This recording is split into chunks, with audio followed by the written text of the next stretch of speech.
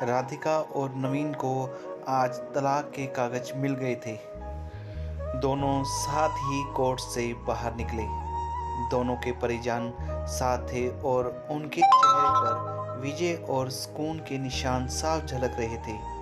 4 साल बाद की लंबी लड़ाई के बाद आज फैसला हो गया था। 10 साल हो गए थे शादी को, मगर साथ में 6 साल ही रह पाए थे। 4 साल तो तलाक की कार्रवाई में ही लग गई।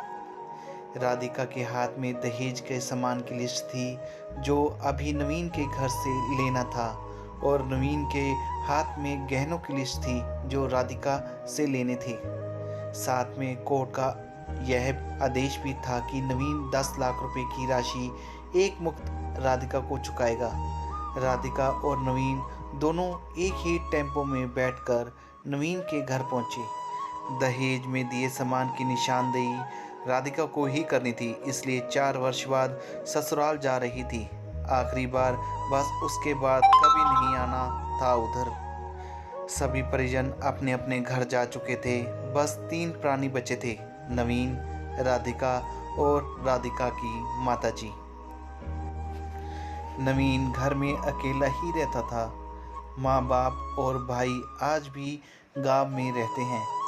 राधिका और नवीन का इकलौता बेटा जो अभी 7 वर्ष का है, कोर्ट के फैसले के अनुसार बालिग होने तक वह राधिका के पास ही रहेगा।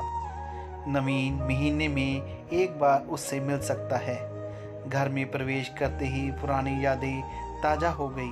कितनी मेहनत से सजाया था इसको राधिका ने। एक एक चीज़ में उसकी जान बसी थी। सब कुछ उसकी आंखों के सामने बना था। एक एक ईंट से धीरे धीरे बनते घरौंदे को पूरा होते देखा था उसने। सपनों का घर था उसका। कितनी शिद्दत से नवीन ने उसके सपने को पूरा किया था। नवीन थका हारा सा सोफे पर पसर गया। बोला, ले लो जो कुछ भी चाहिए, मैं तुझे नहीं रोकूंगा। राधिका ने अब गौर से नवीन को देखा। 4 साल में कितना बदल गया है। बालों में सफ़ेदी झांकने लगी है। शरीर पहले से आधा रह गया है। 4 साल में चेहरे की रौनक गायब हो गई। वह स्टोर रूम की तरफ बढ़ी जहां उसके दहेज का अधिकतर सामान पड़ा था। सामान ओल्ड फैशन का था, इसलिए कबाड़ की तरह स्टोर रूम में डाल दिया था। मिला भी कितना था उसको दहेज। प्रेम विवाह था दोनों का। घर वाले तो मजबूरी में साथ हुए थे।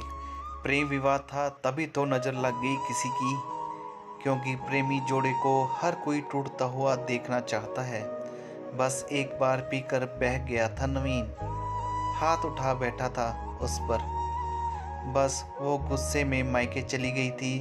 फिर चला था लगाने सिखाने का दौर। इधर नवीन के भाई भाभी और उधर राधिका की माँ। नौबत कोर्ट तक जा पहुंची और तलाक हो गया। ना राधिका लौटी और ना नवीन लाने गया। राधिका की माँ बोली, कहाँ है तेरा सामान? इधर तो नहीं दिखता, बेच दिया होगा इस शराबी ने। चुप रहो माँ। राधिका को ना जाने क्यों नवीन को उसके मुंह पर शराबी कहना अच्छा नहीं लगा। फिर स्टोर रूम में पड़े सामान को एक एक करके लिस्ट में मिलाया गया। बाकी कमरों से भी लिस्ट का सामान उठा लिया गया। राधिका ने सिर्फ अपना सामान लिया, नवीन के सामान को छुआ भी नहीं। फिर राधिका ने नवीन को गहने से भरा बैग पकड़ा दिया। नवीन ने बैग वापस राधिका को दे दिया। रख लो, मुझे नहीं चाहिए, काम आएंगे तेरे मुसीबत में। गहनों की कीमत 15 लाख से कम नहीं थी। क्यों? कोर्ट में तो तुम्हारे वकील कितनी दफ़ा गहने गहने चिल्ला रहा था। कोर्ट की बात कोर्ट में ख़त्म हो गई राधिका। वहाँ तो मुझे भी दुनिया का सबसे बुरा जानवर और शराबी साबित किया गया। सुनकर राधिका की माँ ने नाक भौं चढ़ाई। नहीं चाहिए, वो 10 लाख भी नहीं चाहिए।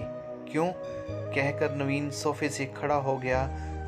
बस यूं ही राधिका ने मुंह फेर लिया।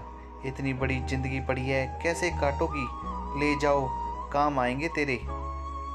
इतना कहकर नवीन ने भी मुंह फेर लिया और दूसरे कमरे में चला गया। शायद आंखों में कुछ उमड़ा होगा जिसे छुपाना भी जरूरी था। राधिका की माताजी गाड़ी वाले को फ़ोन करने में व्यस्त थी। राधिका को मौका मिल गया, वो नवीन के पीछे उस कमरे में चली गई। वो रो रहा था, अजीब सा मुंह बनाकर, जैसे भीतर के सैलाब को दबाने की जद्दोजहद कर रहा हो।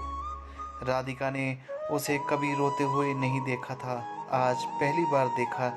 न जाने क्यों दिल को कुछ सुकून सा मिला, मगर ज़्यादा भावुक नहीं हुई। सधे अंदाज में बोली, इतनी फिक्र थी तो क्यों दिया तलाक?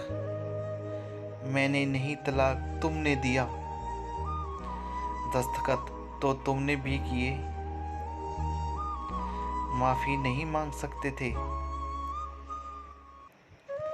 मौका कब दिया तुम्हारे घर वालों ने? जब भी फ़ोन किया काट दिया। घर भी आ सकते थे, हिम्मत नहीं थी। राधिका की माँ आ गई। वो उसका हाथ पकड़कर बाहर ले गई। अब क्यों मुँह लग रही हो इसके? अब तो रिश्ता भी ख़त्म हो गया। माँ बेटी बाहर बरामदे में सोफे पर बैठकर गाड़ी का इंतज़ार करने लगी। राधिका के भीतर भी कुछ टूट रहा था, दिल बैठा जा रहा था।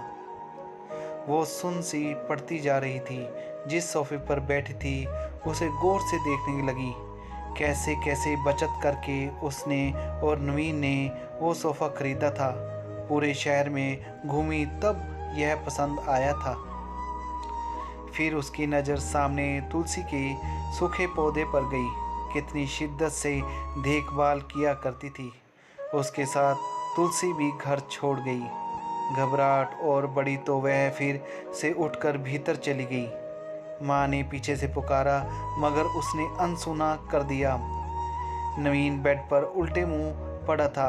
एक बार तो उसे दया आई उस पर, मगर वह जानती थी कि अब तो सब कुछ खत्म हो चुका है, इसलिए उसे भावुक नहीं होना है। उसने सरसरी नज़र से कमरे को देखा। अस्त व्यस्त हो गया है पूरा कमरा। कहीं कहीं तो मकड़ी के जाले झूल रहे हैं। कितनी नफरत थी उसे मकड़ी के जालों से। फिर उसकी नज़र चारों ओर लगी उन फोटो पर गई जिनमें वो नवीन से लिपट कर मुस्करा रही थी। कितने सुनहरे दिन थे वो।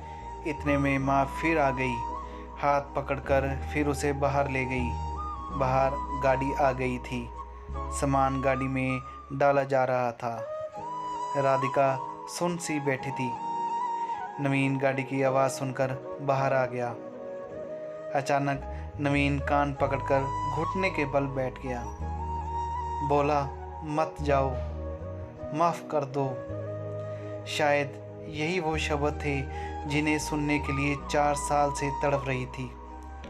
सब्र के सारे बांध एक साथ टूट गए। राधिका ने कोर्ट के फैसले का कागज़ निकाला और फाड़ दिया, और माँ कुछ कहती उससे पहले ही लिपट गई नवीन से। साथ में दोनों बुरी तरह रोते रहे। दूर खड़ी राधिका की माँ समझ गई थी कि कोर्ट का आदेश दिलों के सामने कागज़ से ज़्यादा कुछ नहीं। काश उनको पहले मिलने दिया होता।